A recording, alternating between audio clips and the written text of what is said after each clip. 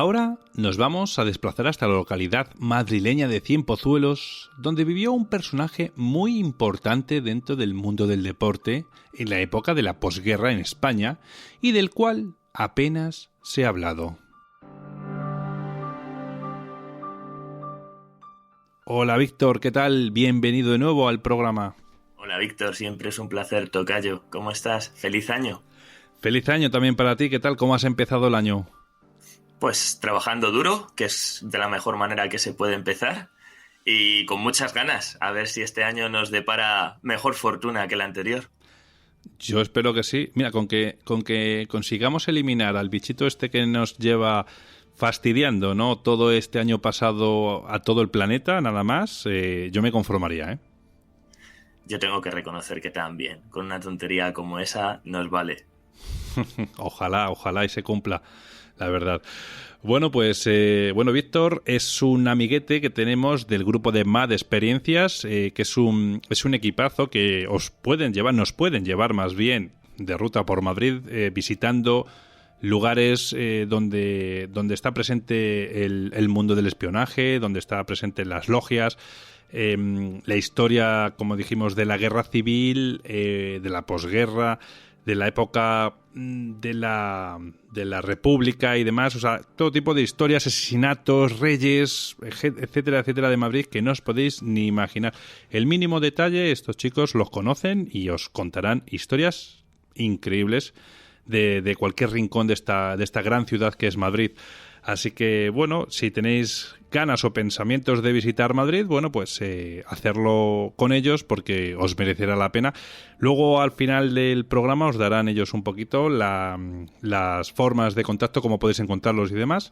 Y bueno, vamos al tema que hoy nos trae, que hoy vamos a hablar de un personaje bastante interesante y muy importante en la historia de España. ¿De qué personaje vamos a hablar hoy, Víctor? Pues Víctor, dicen los más románticos que el ajedrez tiene algo de revolucionario, también de idealista. Es un juego curioso en el que el peón, que es la pieza más débil y negada del tablero, puede convertirse en la más poderosa y total, que es la reina. Nuestro personaje de hoy se trata de un personaje que conocía bien estas reglas. Se trata de Arturo Pomar Salamanca, conocido durante el franquismo como Arturito Pomar. Este chaval fue el patrón nacional y abanderado de este juego, que durante varios años antes de ser desheredado por el régimen nacional franquista, pues fue alzado como otros más conocidos como Marisol o Joselito. Este chaval viajó por todo el mundo, de niño deslumbrando, y ya de adulto se bastió en duelos extensos contra titanes como Anatoly Karpov, Bobby Fischer o Jeffin Geller, que son grandes del mundo del ajedrez internacional, de la historia.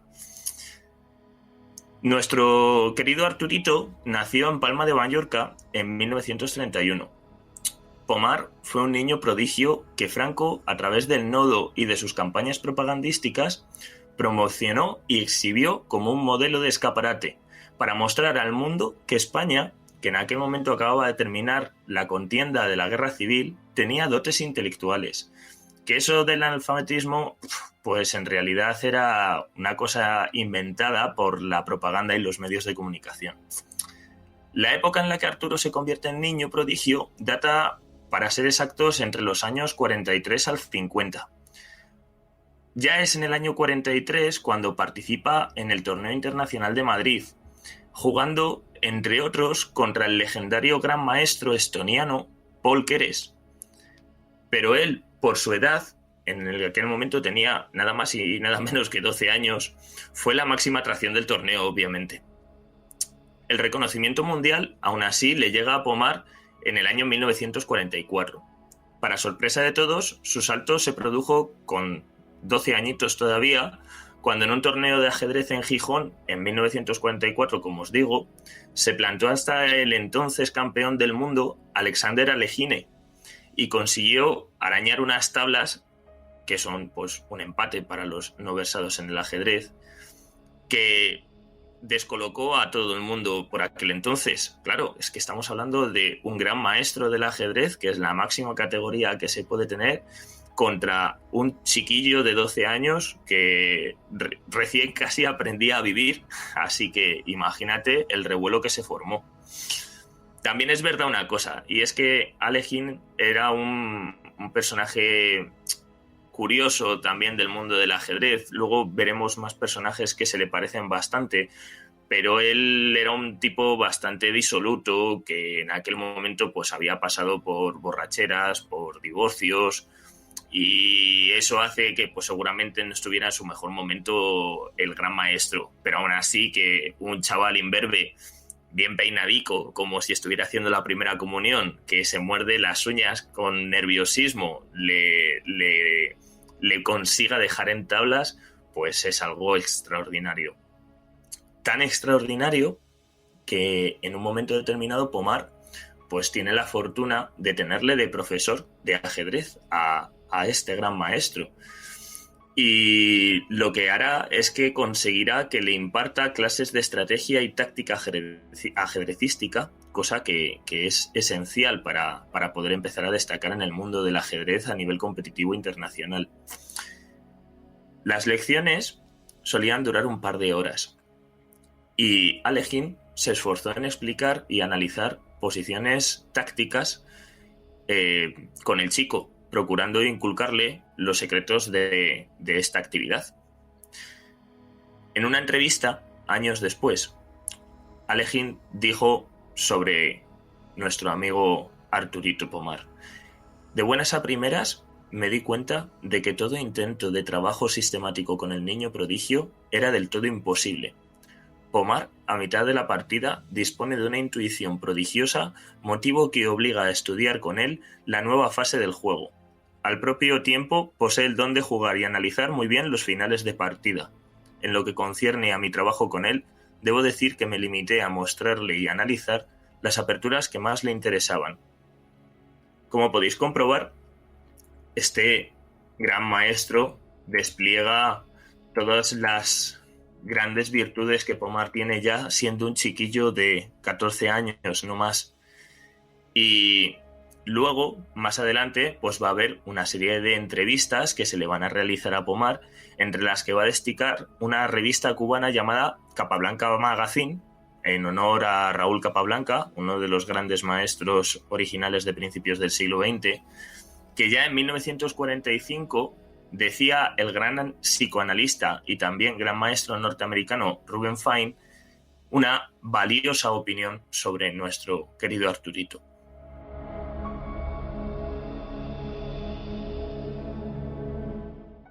Víctor, ¿y qué hay de cierto sobre que Franco lo mandó llamar a Arturito, para que fuese a visitarle al Pardo?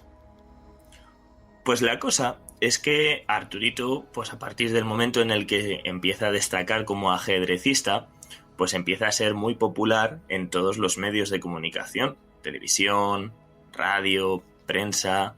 En el Nodo empieza a aparecer de forma habitual. Todavía tenemos los registros del Nodo, que si los queréis buscar están en Radio Televisión Española, a la carta, y allí pues podemos encontrar pues entre los años 43 y los años 47 pues una serie de documentos de la vida de Arturito, desde cómo era un niño normal y que se lo pasaba genial pues jugando y yendo a comprar juguetes, a pues la maravilla de ajedrecista que era y las partidas simultáneas que podía hacer de forma prodigiosa, ganando varias de ellas a la vez.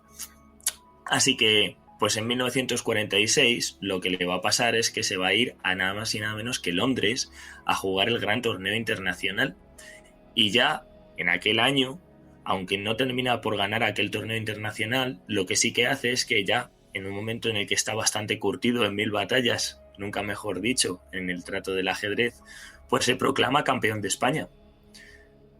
En ese momento, pues le siguen una serie de torneos disputados, entre ellos el de Canillejas, que es un sitio que para mí es especial porque el barrio en el que yo me crié aquí en Madrid es el barrio de Canillejas.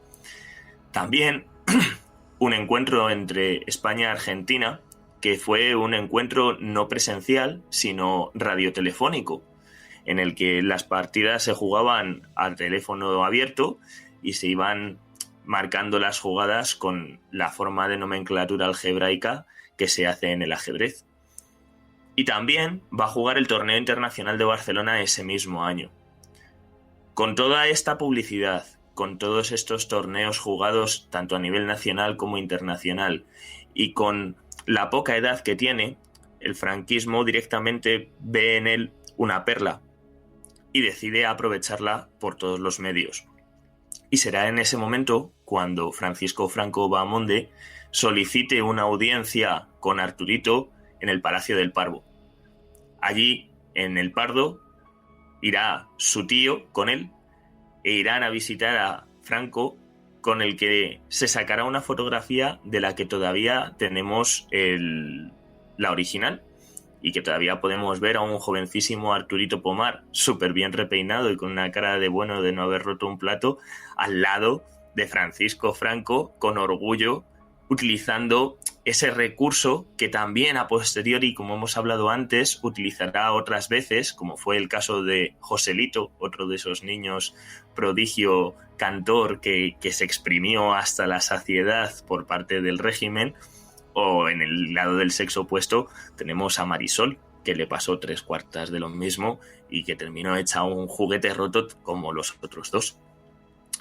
La cosa es que esto fue un hito para Pomar en aquellos años. Pues imagínate, la idea de poder ver al generalísimo en su residencia oficial, pues era todo un éxito para su propia carrera a título público.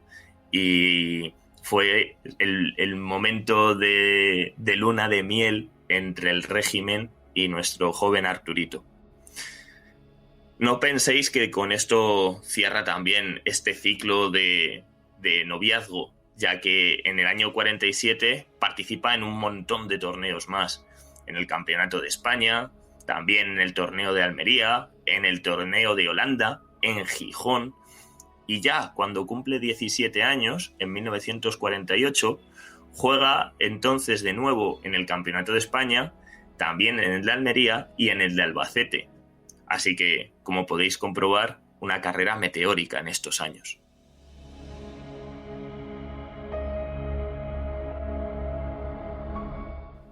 Arturito llegó a seguir jugando siendo ya mayor de edad, es decir, no solamente como acabas de comentar con esos 18 años, sino una vez que ya pues llegó a esa edad, ¿no?, en la que te emancipas, en la que ya necesitas un sueldo para poder mantenerte y demás, o sea, no sé, a partir de los 25, 30 años más o menos, o ya abandonó todo este deporte y se dedicó ya al tema de trabajo, como todo español, como suele decirse, o todo cristiano más bien.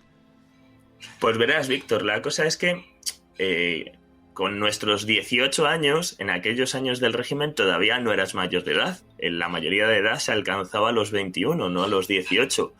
Pero nuestro Arturito, ya con 18 años, comienza una gira por Sudamérica que principalmente recala en Argentina, donde disputará 3 grandes eventos internacionales: el del Mar de la Plata, el de Santa Fe y el de Rosario. Así que sigue ascendiendo en su carrera. En 1950 lo que consigue es otro hito dentro de la carrera de ajedrecística del propio Pomar, ya que obtiene el título de maestro internacional. Estamos hablando de un chaval de 19 años y ya era maestro internacional. Y en 1952 pues se va a La Habana, se va a Cuba, y allí juega un macro torneo internacional con otros 20 participantes más de todas las partes del globo. También tenemos que pensar que aquellos años, el año 52, era la Cuba pre-castrista. Todavía Estados Unidos no le había interpuesto ningún tipo de bloqueo y era un sitio en el que se jugaba mucho al ajedrez, entre otros por el personaje que era Raúl Capablanca, que había nacido justamente allí y que había hecho por el ajedrez pues un poco lo que también Pomar hizo por el ajedrez aquí en España en aquellos años, porque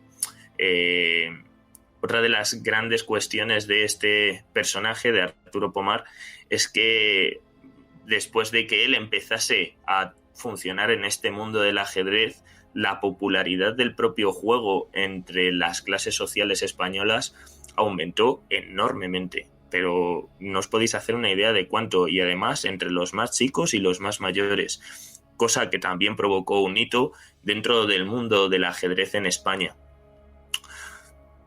Como os decía, allí en Cuba, otra de las cosas que hará será derrotar a otro ex niño prodigio que se llama Samuel Rzeszewski, que había sido un niño prodigio unos años antes en el ajedrez que él. Él había nacido, mientras que Pomar había nacido en 1931, este hombre nació a principios de 1900. Él también había sido otro de estos niños prodigio del ajedrez que había prodigado el ajedrez por el mundo. Pues también lo derrota en aquel lugar, en La Habana. Luego se queda un tiempo más en América, visitando los Estados Unidos, en donde juega el torneo internacional de Los Ángeles, luego visita Tampa y luego juega el US Open. Y en el año 1953 todo eso se ve paralizado.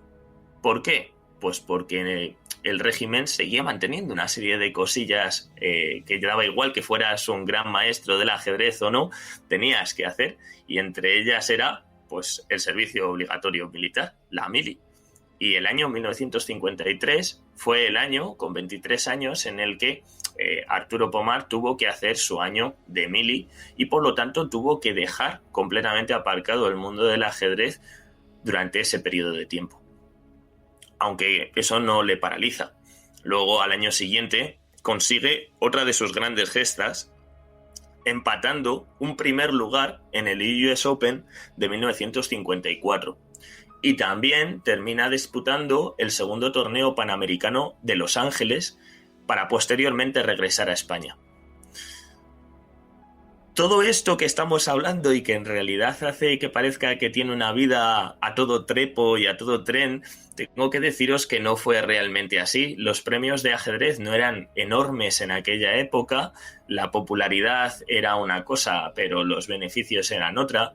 Y mientras que países como la Unión Soviética o los Estados Unidos subvencionaban y generaban muchísimas ayudas para este tipo de jugadores, sobre todo en un momento en el que el ajedrez se había convertido también en otro tablero geopolítico estratégico de la Guerra Fría, en España no. España, Pomar tenía que hacer este tipo de cosas, ya sobre todo con esta serie de años que empezaba ya no a ser Arturito, sino a ser un señor, ya era Arturo. Pues cada vez le iban dejando más de lado estos medios de comunicación y por lo tanto los patrocinios no existían y tenía que subvencionarse él ese tipo de gestas. Arturito aún así sigue jugando. En el 55 tiene torneos internacionales en Málaga, en Gijón, también participa en el 20º Campeonato de España Individual. En el 58, bueno, en el 56 y en el 57 está por diversos torneos por nuestro país, y en el año 58 lo que decide es casarse y se casa con Carmen Pérez con 28 años, con quien tendrá una prole de 7 hijos en total a lo largo de los años.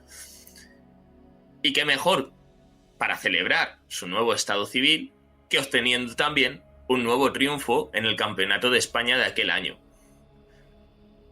La vida de Pomar, aun a pesar de sus dificultades, le sonríe, o por lo menos para él le sonríe, y en este momento pues también va a seguir manteniendo su juego por todo el mundo. En 1959 se desplazará a Hastings, en donde volverá a ganar a otro gran maestro llamado Yuri Averbach, el cual todavía a día de hoy sigue vivo y que es uno de los grandes expertos del mundo soviético de aquellos años en la teoría de los finales de partida.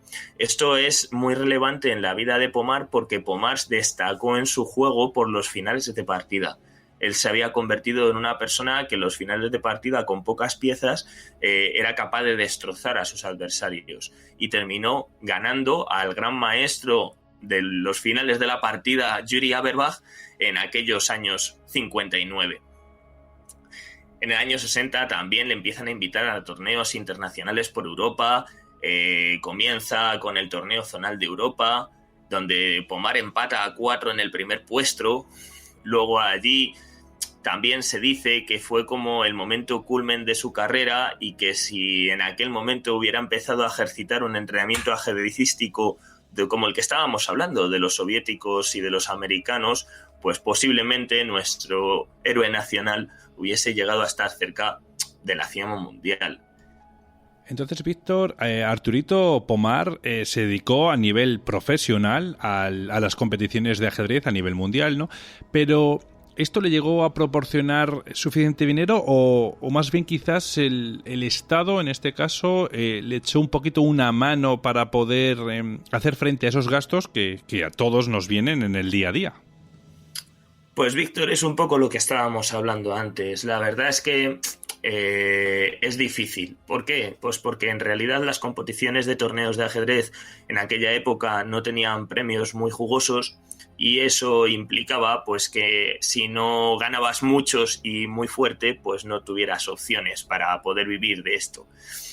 Por otra parte, como también hemos dicho, pues mientras que los gobiernos, por ejemplo, americano o soviético, hacían patrocinios y subvenciones a sus jugadores y a sus equipos, pues el gobierno franquista español, pues en este caso, viendo que el niño pequeño ya había crecido, pues como decíamos, le dejó un poco de lado y a lo mucho a lo que llegó fue pues que al darse cuenta de que empezaba a necesitar un empleo estable para sostenerse dignamente a él, a su mujer y a sus 7 hijos, pues oposita al cuerpo de correos. Y obviamente consigue la plaza, porque con este coco que tenía prodigioso como para no conseguirla. Y la única gracia que se le concede, por decirlo gracia de alguna manera, es que el ministro Arias Navarro dispone que se le dejen los días de los torneos libres en el trabajo para que los pueda disputar. Pero tampoco penséis que se los dan de vacaciones, pagadas, ni que... No, le tenían que retirar el sueldo y tenía que buscarse un sustituto para aquellas temporadas en las que faltaba el trabajo. Y es así como en 1960, después de una vida precoz dando vueltas por el mundo, Arturito, el viejo niño prodigio, un hombre casado y con un puesto de funcionario en la oficina postal de Cienpozuelos. Para ser exactos, era auxiliar de 3ª clase del Cuerpo Auxiliar Mixto de Correos. Y con un haber anual de 9.600 pesetas y 2 pagas extraordinarias, llega al triste comienzo de su perdición ajedrecística. Porque a partir de ahí ya alternará su trabajo con el ajedrez y naturalmente ambas cosas se mostrarán incompatibles si lo que se desea es estar en las alturas. No obstante, tengo que deciros que Arturito jamás se rindió, nuestro querido Arturo Pomar jamás se rindió y en el año 1960 también juega en la Olimpiada de Leipzig y en aquel tiempo la selección española se clasificaría para disputar la Copa de Europa.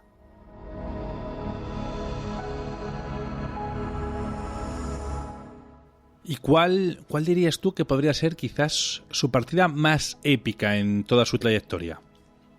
Pues, Víctor, la cuestión de esto es que estamos hablando de un hombre que no se le da mucha promoción. Me parece que juega 112 partidas en toda su vida a nivel profesional. Y la cosa es que, si cabe destacar una, fue una contra un gran maestro internacional, jovencísimo por aquel entonces, 18 años, y que se llama Bobby Fischer. Bobby Fischer es un personaje del que merecería la pena hacer otro podcast tranquilamente, porque se trata, en este caso, no de un niño prodigio, ya que no destacó en el ajedrez muy de jovencito, es un chaval norteamericano, y lo que sucede es que de adolescente sí que destaca con unas cualidades ajedrecísticas espectaculares y se convierte en un gran maestro muy joven también, siendo un tipo pues sin parangón dentro del mundo ajedrecístico. Pero a su vez es un personaje brutalmente conflictivo, porque Aun a pesar de ser de ascendencia judía, el hombre era antisemita, era un borracho disoluto, tenía broncas con todo el mundo. Al final terminaron con los años retirándole los americanos el pasaporte, terminó siendo detenido en la frontera de Japón, en Tokio, por intentar volar con un pasaporte no reglado.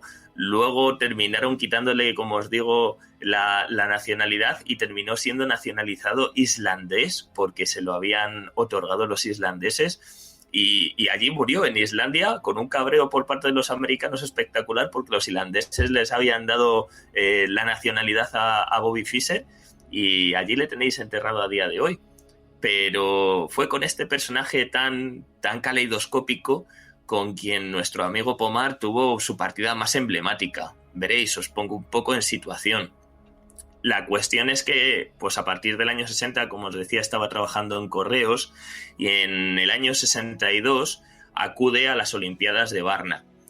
Pero antes de eso se le proclama Gran Maestro Internacional. Y es una cuestión curiosa porque cuando se le declara Gran Maestro Internacional, que para que os hagáis una idea es el culmen del mundo ajedrecístico, no se puede hacer nada más que ser Gran Maestro Internacional en el ajedrez, y él lo consigue con 30 años, que no lo consigue con más, y lo recibe en un telegrama allí en la oficina de Cienpozuelos, que lee y que pues se queda ahí y ya está, y no hay ningún tipo más de laureles por su parte, ni por parte de, por supuesto, el régimen ante tal hazaña. Estamos hablando de que es el primer maestro de ajedrez, gran maestro internacional de ajedrez que tiene España en la historia, ¿eh? No estamos hablando de ninguna tontería, y estamos hablando de uno de los más jóvenes, ya que lo consigue con solo 30 años. Pero si hay algo que destacar en ese año 62, es que es justo en ese momento cuando tiene su partida emblemática con Bobby Fischer. No la tiene en las Olimpiadas de Varna, la tiene un poquito antes, en el Interzonal de Estocolmo. Es una partida que además ha sido destacada en un libro que se ha editado hace poco de un escritor llamado Paco Cerdá, llamado El Peón, en el que pues el libro utiliza justo esta partida para hacer de hilo de conexión con otras muchas historias de peones, de esos personajes de los que estábamos hablando, que primero son usados por distintos gobiernos y luego son desechados. Y el libro comienza con un prólogo de un personaje que conocerá a Arturo Pomar, que se llama Román Torán, ya fallecido, pero que también fue uno de los grandes jugadores del ajedrez. Este personaje terminó siendo árbitro de ajedrez internacional, y fue un hombre bastante afamado en el mundillo. Y una de las cosas curiosas es que justo cuando Pomar quería ir al Interzonal de Estocolmo, el gobierno no le pareció bien, no lo vio con buenos ojos, y quien terminó intercediendo por él para que le permitiesen ir fue nuestro amigo Torán. Y cuando eso pasó, lo que le pasó a Torán es que fue sancionado por esta situación por parte del régimen.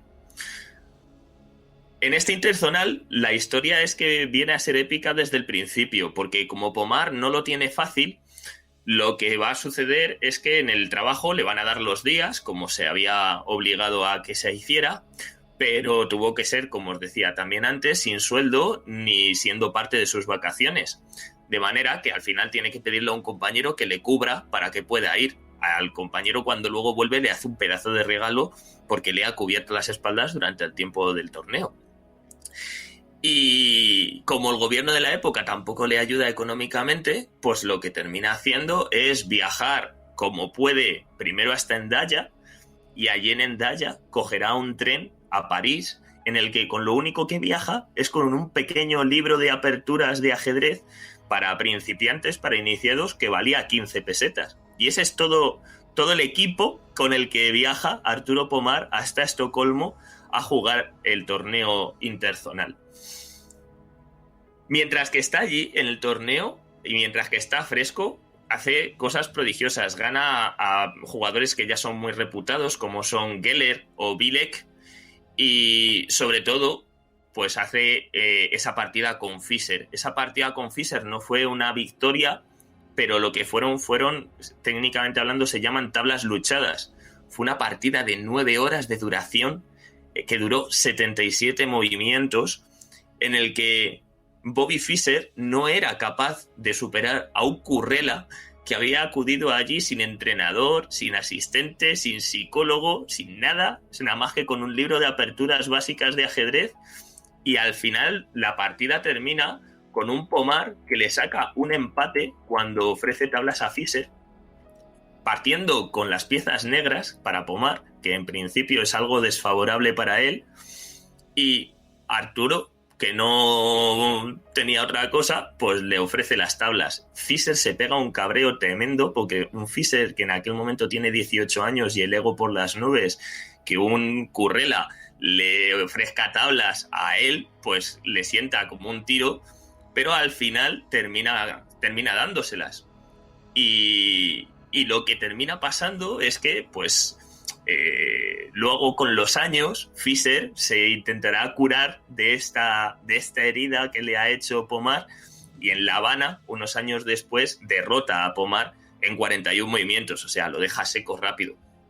Pero cuenta también una historia, una anécdota de aquella partida, que cuando Fischer y Pomar acaban la partida y se van a la sala alterna a estudiar la partida juntos, en un momento determinado, allí con testigos, Fischer mira a Pomar, le sonríe y le dice: pobre carterito español, con lo bien que juegas, y tendrás que volver a poner sellos cuando acabe el torneo. Que es una de las frases más dilapidarias, pero más certeras de lo que fue la vida en el ajedrez para Arturo Pomar.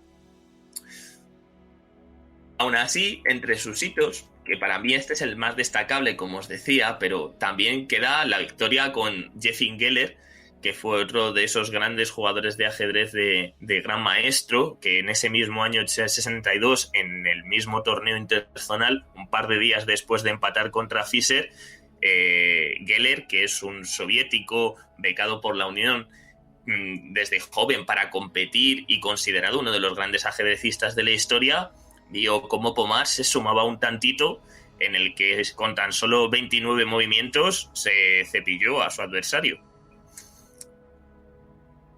Como podéis comprobar, esto pues hace que estemos viendo el cenit de la carrera de Pomar en aquellos años, en su momento más pleno.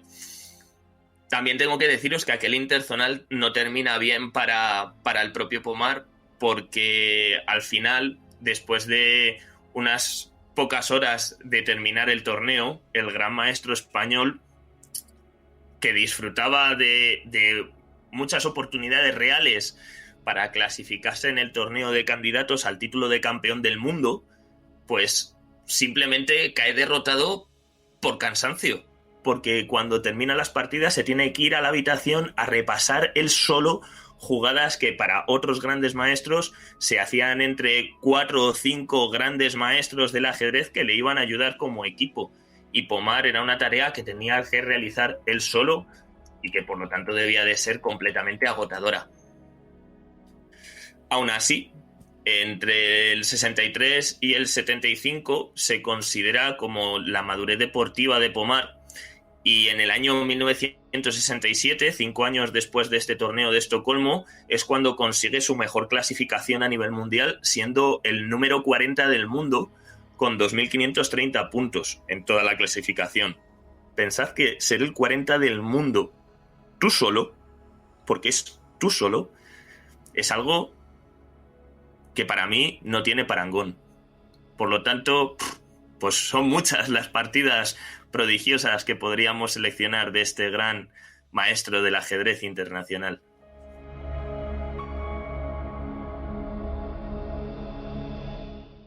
Interesante historia la de este joven prodigio español. ¿Sabemos cuál fue la causa que hizo caer su fama en picado, siendo prácticamente olvidado por la gente, mientras todavía Arturito siga recolectando esos premios?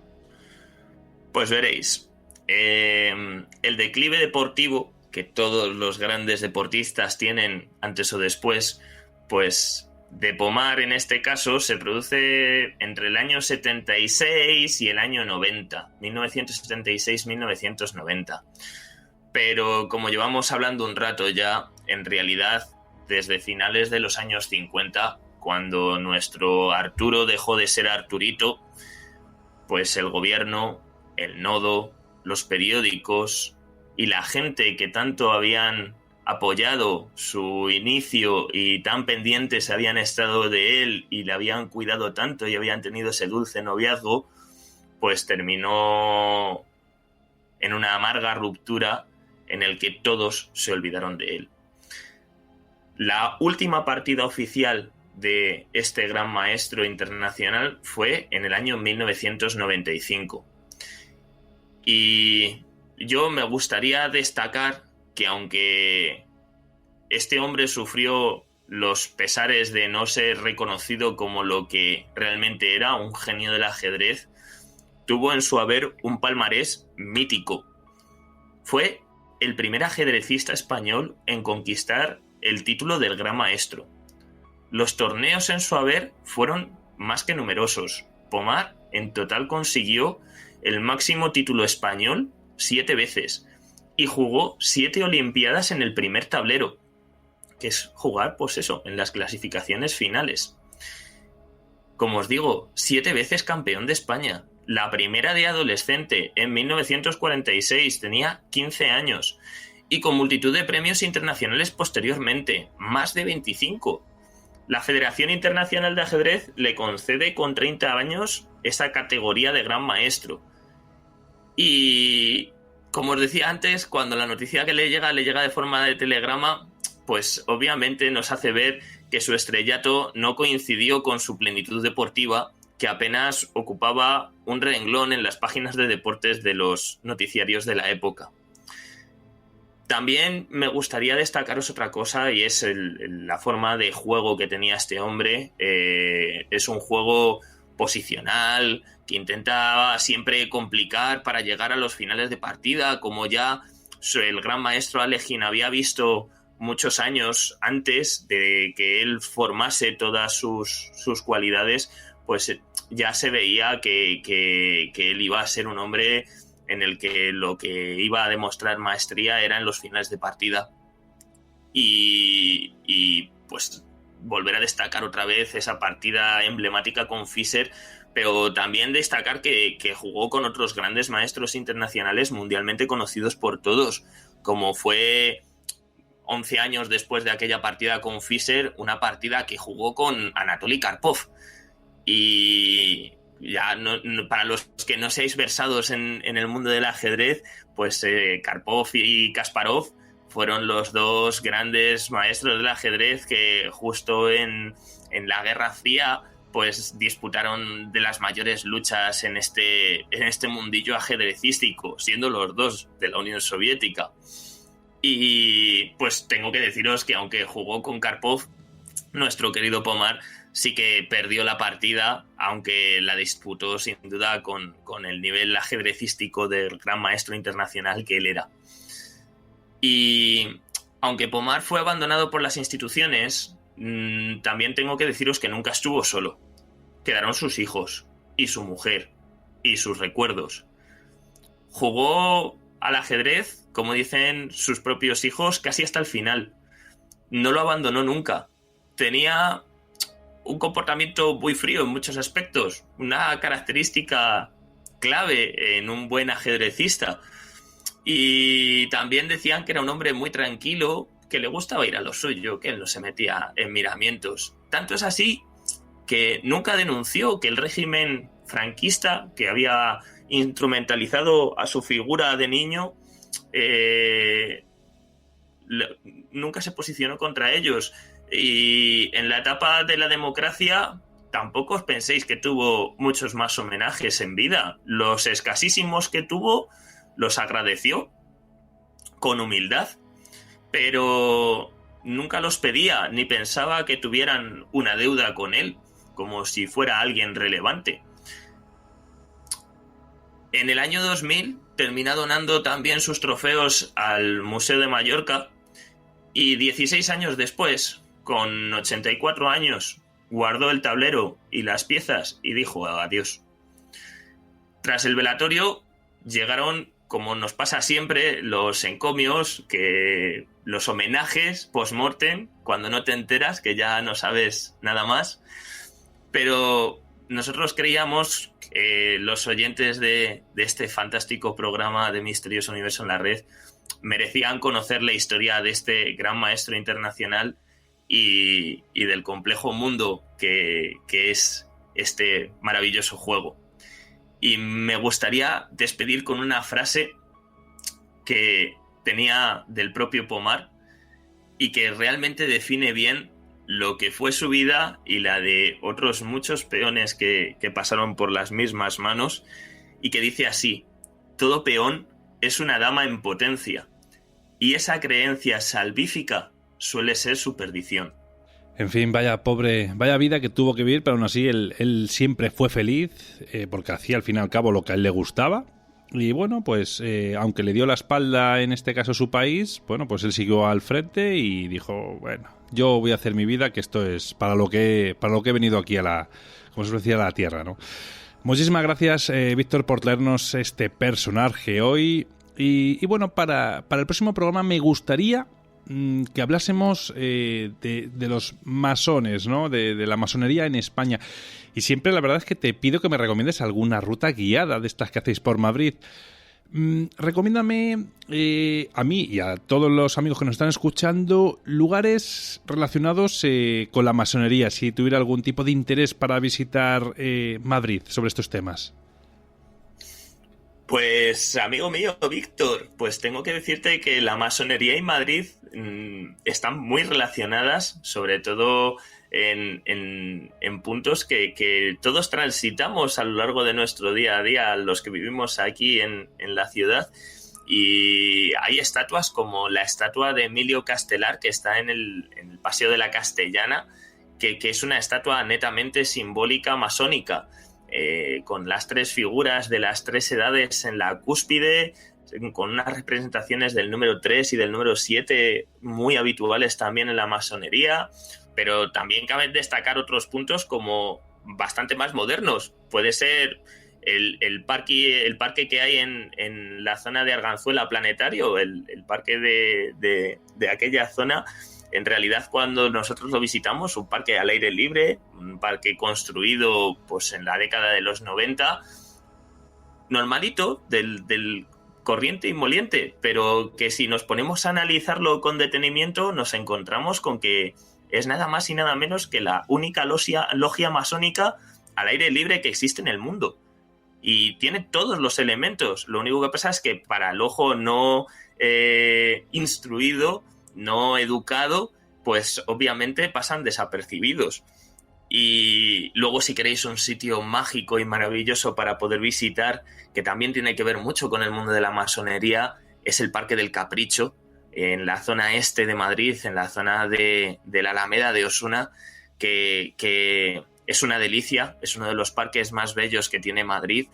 Y al mismo tiempo tiene una cantidad de simbología masónica espectacular, y os destaco una pieza clave, que es una tumba que hay allí de un ermitaño en una ermita construida dentro del propio parque, en la que el ermitaño vivió durante muchos años y cuya lápida en realidad es una pirámide, que es uno de los grandes símbolos de la masonería. Pues solamente hay que fijarse en los billetes de dólares americanos y la pirámide con el ojo que todo lo ve. Pues tenemos una pirámide masónica de tumba en el Parque del Capricho, encima de un ermitaño que vivió allí durante casi 80 años de su vida. Y por curiosidad, ¿sabemos quién es ese ermitaño?